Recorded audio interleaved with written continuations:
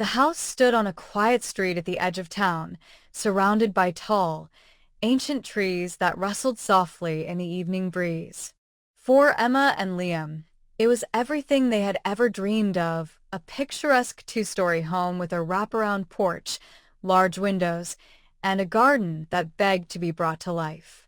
After months of saving and searching, the couple couldn't believe their luck when the house went on the market.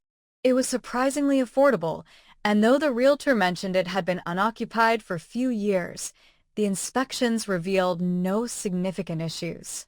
Emma, with her knack for design, envisioned cozy reading nooks and vibrant flower beds, while Liam saw a place to start their family. As they unpacked boxes and painted walls, the couple felt an almost magical sense of belonging. Neighbors stopped by to introduce themselves, each commenting on how wonderful it was to see the house finally have new owners.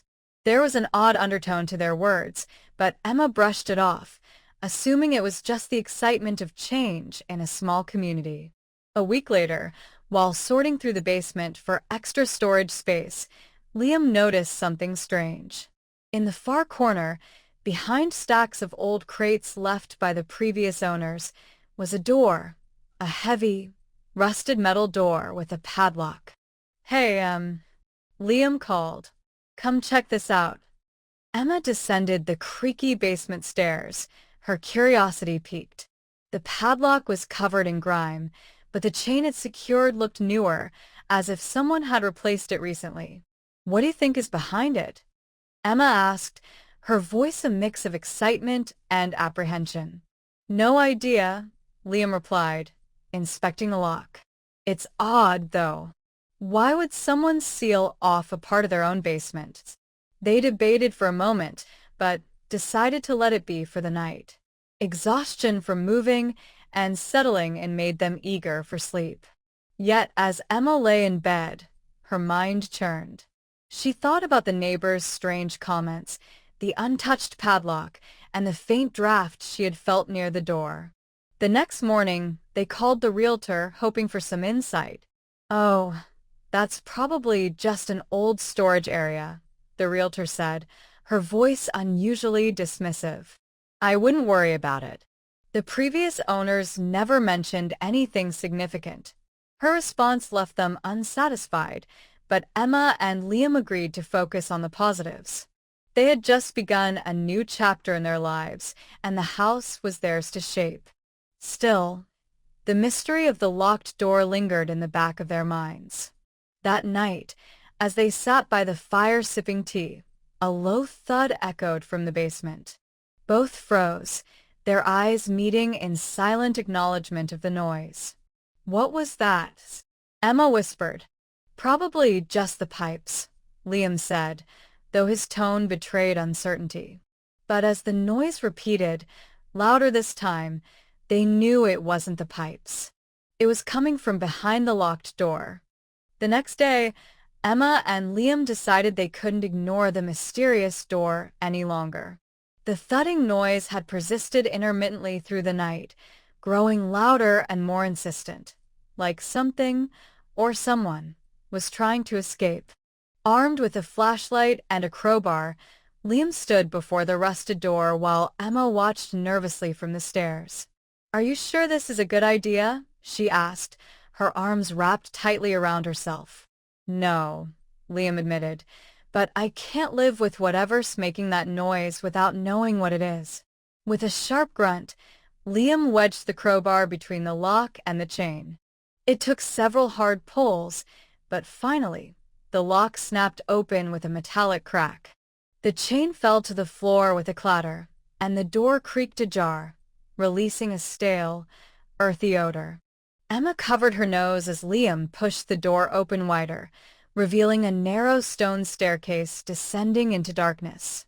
The air was colder here, and the faint thudding sound stopped the moment the door swung open, leaving an unsettling silence.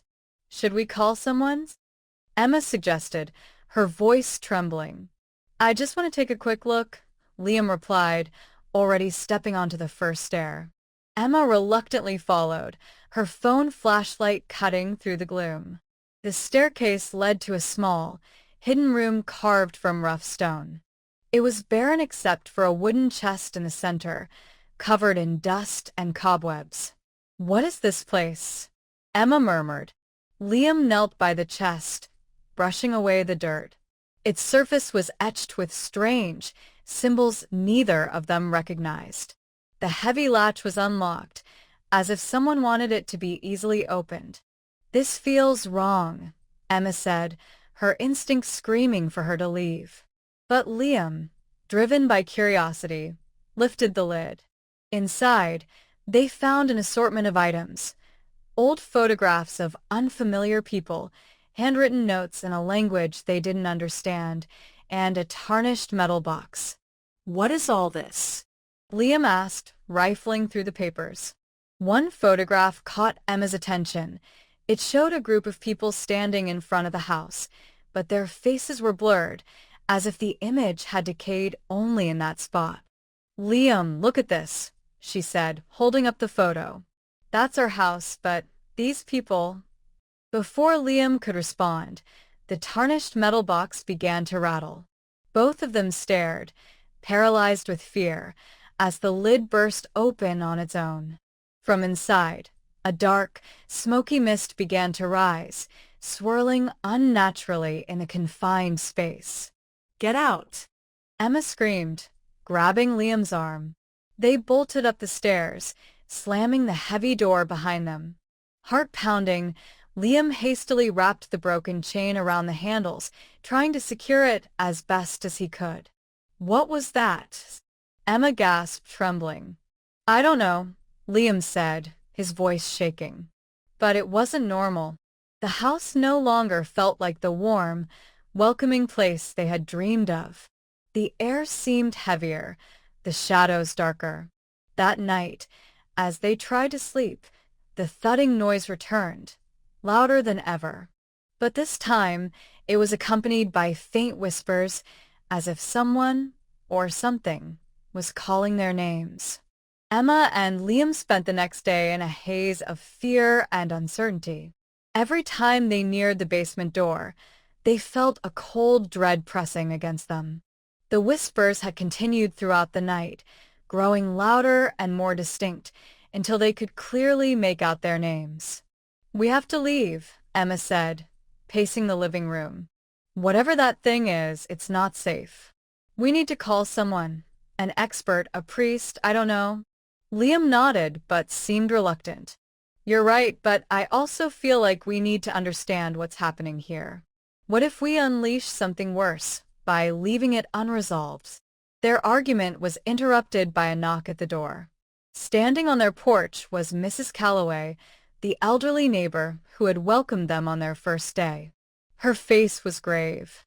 "I heard the whispers," she said bluntly, stepping inside without waiting for an invitation. "You opened the door, didn't you?" Emma and Liam exchanged startled glances. "You know about it?" Liam asked. Mrs. Calloway nodded, her eyes heavy with sorrow. "This house has a dark history.